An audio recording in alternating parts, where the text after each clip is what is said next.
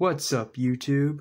Hope the Bakucrew is having a great weekend so far. I'm BakuBrad96, and in today's video, I'll be reviewing some more Bakugan from the Legacy series. After that, I have a very unique piece of nostalgic Bakugan merch to unbox. I had the opportunity to pick up some Legacy Bakugan. There aren't a whole lot, but I just couldn't pass up the opportunity because I thought it would be really cool to share with the channel. There are some hidden gems in here that I am really excited to review.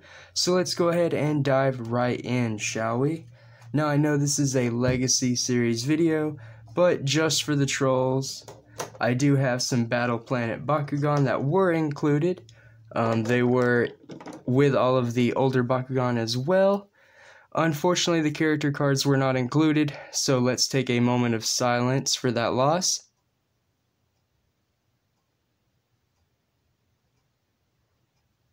Yeah, and I think that was long enough, so we'll go ahead and review them. There was a Chaos Core Mantinoid. Try to find the B power, at least show the B power, so it has 500. Yep. Pretty well painted. I like Mantinoid, but the Ultra is a lot cooler in my opinion. And it looks like after that there is an Arliss Nelius. B power of 500 as well. Man, Cornelius from Battle Planet, that's so cute looking considering all of the different Neliuses there are now. And there are a couple of Ultra Bakugans, so here is Ultra Ventus Scorpion. B power of 200, jeez. He was definitely power crept out. And then finally for the newer, well, the rebooted Bakugan in today's video, it is an Ultra Fengzor that I opened really weird. B power of 400. So cool. Probably, definitely one of the oddest designs from Battle Planet, and certainly one of the biggest. But very cool. That will do it for the newer Bakugan. Now, onto sort of the main course, but not quite. I would consider it the appetizer of the video. I finally have some Gundalian Invaders, or the third year of the Legacy series, to review. Starting off, I do have a Dragonoid. I don't know which one. I'm not sure if this is Helix or Neo. But it does include the little scanner thing that was used on the online game. I don't know too much details about these Dragonoids, unfortunately, because I kind of stopped playing the Legacy series around the 3rd and 4th years. A lot of other things caught my attention at that age, unfortunately. Looking at you, Yu-Gi-Oh! And Pokemon. But this Dragonoid looks like it has a, well, if I can zoom in here. Zoom. G power of 600. Really cool. Next, I have a Dragonoid. It is the same, but it has a different paint job. I do believe it's because these came in a sort of a set, kind of a shadow and light set or a versus. Let me know in the comments down below if I'm right or kind of right. Maybe it was like a camouflage special edition. Not 100% sure, but I think they did come in a 2-pack. In fact, I think this was the set, but again, I'm not 100% sure. Please don't quote me. It has been a very long time. But this one has, I believe, the same 600 G power. Or no, it does have a little bit more, so it actually has 680 Gs. Of course, back in the Legacy series, they were G power, not B power. A minuscule change there that did happen. Moving on to the final Bakugan I have from the Gundalian Invaders year. I do believe it was called Darak, or Darak, something like that. It was originally Darkus in the show, but I have it in Ventus. It does have some manual parts like the Dragonoids. Has some feet here that extend pretty well. So here we are. That is Ventus Darak. A G power, for those of you who want to know, of 700. I really like the design of this Bakugan. It's a shame it's not one of the newer ones, because to have a Bakugan like this would be really cool. And then that is all the Bakugan I have for Gundalian Invaders. But that's not necessarily all I have, because the third year did introduce a game mechanic being Battle Gear, sort of the first iteration or Bakugan's first concept of Baku Gear. The gameplay was immensely different, but it was kind of the same concept, I guess, equipping your Bakugan with armor or weapons. And I do have one. So the way it worked in concept or in theory, all the Bakugan from Gundalian Invaders would have these pegs, and you would manually extend your Bakugan more to reveal these pegs, like so. And then on Dark, I believe the wings just clip down, and the tail clips down.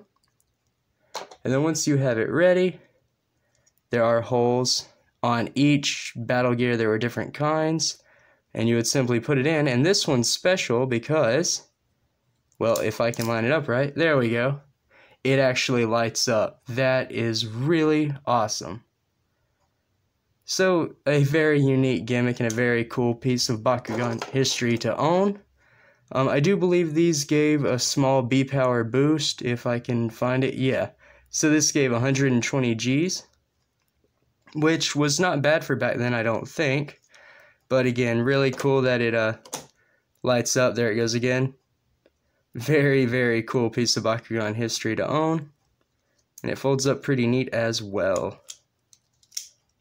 So yeah, I thought that would be really cool to share with everyone.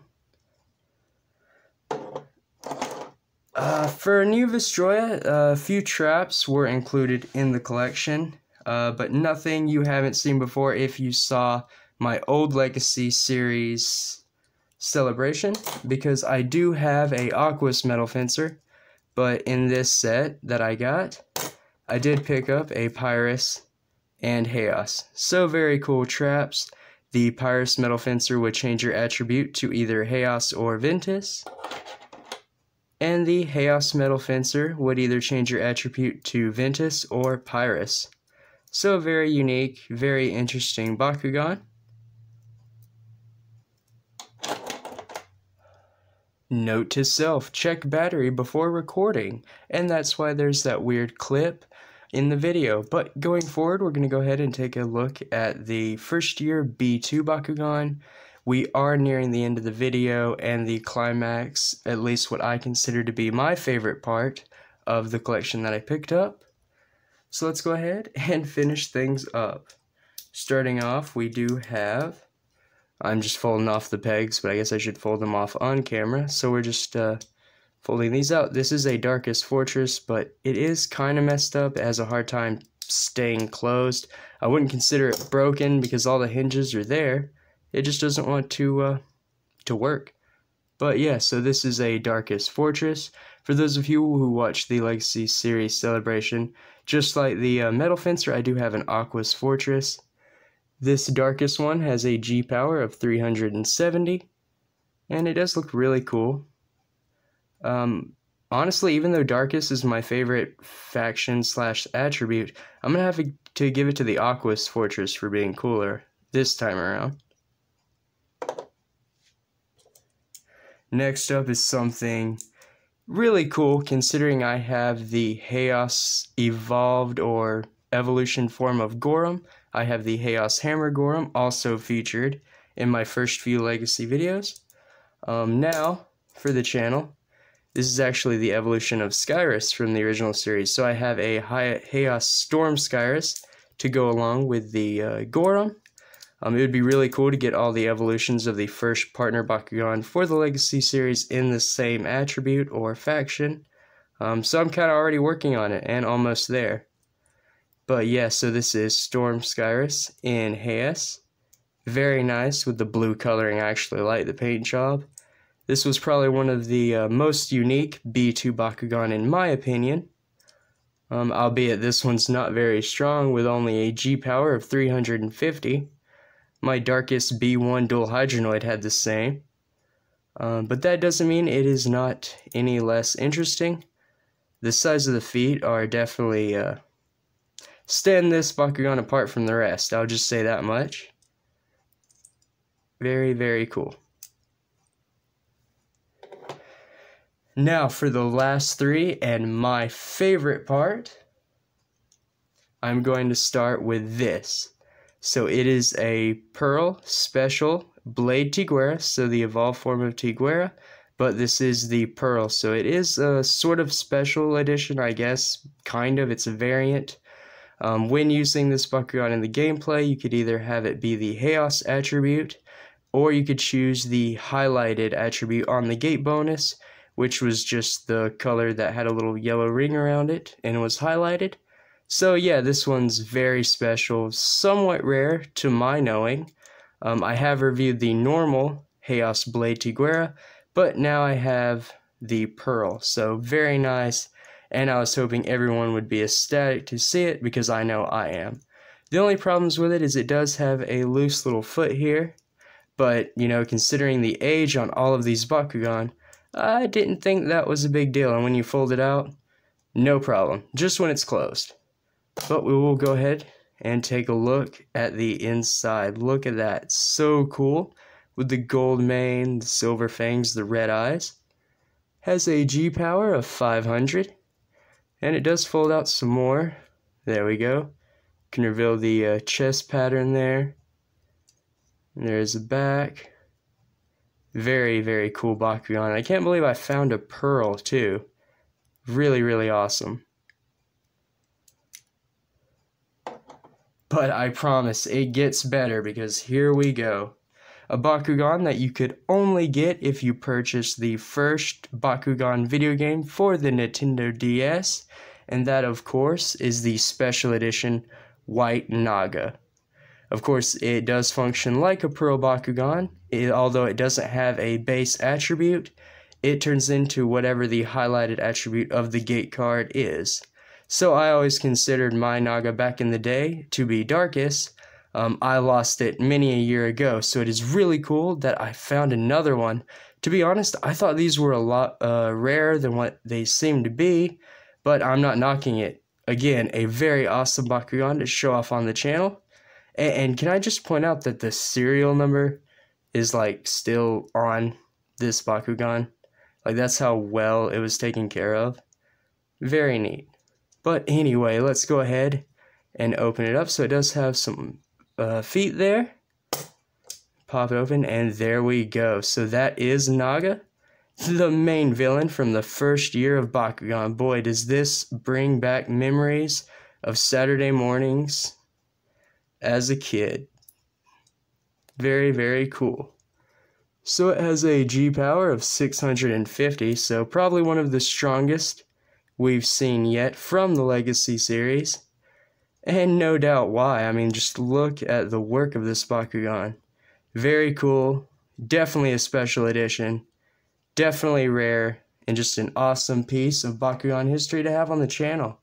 Just seems like I'm very lucky and just so thankful to keep having the opportunity to review these awesome Bakugan for everyone. But finally, I know it's hard to say that the Pearl Tiguarra or the White Naga aren't my favorite, but as awesome as those were, they still don't hand a candlestick, in my opinion, to this upcoming Bakugan. So, it's a B1, it's translucent, and the magnet is showing. So I don't think you get much older than this. This is probably one of the first Bakugan waves released because of that open magnet. They only did that very early on.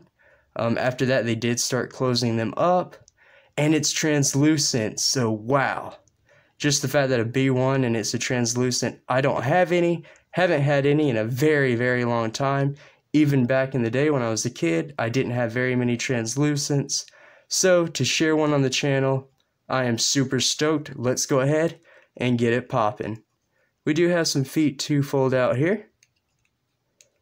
And that's it. 1, 2, 3. We have a Griffin. Oh yeah, so this is Aqua's Griffin. G power of 400. And look at that paint job. So many years old and still looking fly. B1 translucent. Just can't even taint it with my hands. We're gonna bring up the card here. There we go. So happy to have this. What a treasure. I hope Hope all the Bakucrew watching agrees, because I was super stoked to find this mini collection. Like I said at the beginning of the video, I just couldn't pass it up. I definitely wanted to share. And look at the gems it included. You know, we have the Pearl Chaos Blade Tiguarra, the Special Edition White Naga, and a B1 Translucent. And if those 3 Bakugan weren't enough to finish up a Legacy series video, I have one more thing to show everyone, and that is a Mega Keychain unboxing. So yeah, this is kind of Bakugan merchandise from the original series. Of course, this is Series 3 for this particular line. It included Centipede, Juggernaut, and Gorham. Just a lot of problems going on with that Gorham because obvious reasons. Juggernaut, really cool Bakugan back in the day, probably one of my favorites. And of course, the one we have. Playground Classic, I saw this Bakugan probably every attribute, everyone had it, it was all over the place. So very iconic to get. Definitely going to hang it up somewhere in the studio just to show it off. But let's go ahead and take a look at it. Honestly, don't know if I should unbox this, but yeah, you know, too late now. I think it's worth showing more than, and reviewing more than keeping put up. Whoa, just kind of falls out on you. So, it's pretty good feeling, you know, it feels good, strong. It's got a nice chain on there. A tag with some kind of logo, I guess the company logo brand. And then to open it, really cool. I remember because I don't know which series it was from, but I did have the dual Hydronoid keychain back in the day, so I do know how these work. They have the little knob here where the magnet should be, and you just pull it, and it clicks open like that.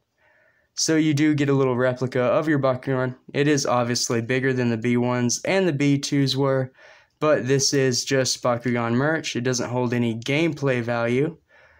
Nonetheless, though, I really thought it would be cool to show everyone. And again, I picked them all up together. It was all a set. So very, very cool, right? And again, an iconic Bakugan from back in the day. And you know, you can just fold it, like folding in the head and the tail, just like the original Centipede. But that'll do it for today's video. Thank you everyone for watching. Aqua's Translucent B1 Griffin thanks everyone. If you enjoyed the video, please hit that like button. Don't forget to ring that notification bell on your way out so you don't miss any upcoming content. And if you're not a Bakucrew member, I highly suggest subscribing, because not only are only 6% of you watching subscribed, but you're all missing out on monthly raffle giveaways and all kinds of content that I produce when you're not subscribed. So please do, and I will see you next time. Remember, Bakugan Brawl.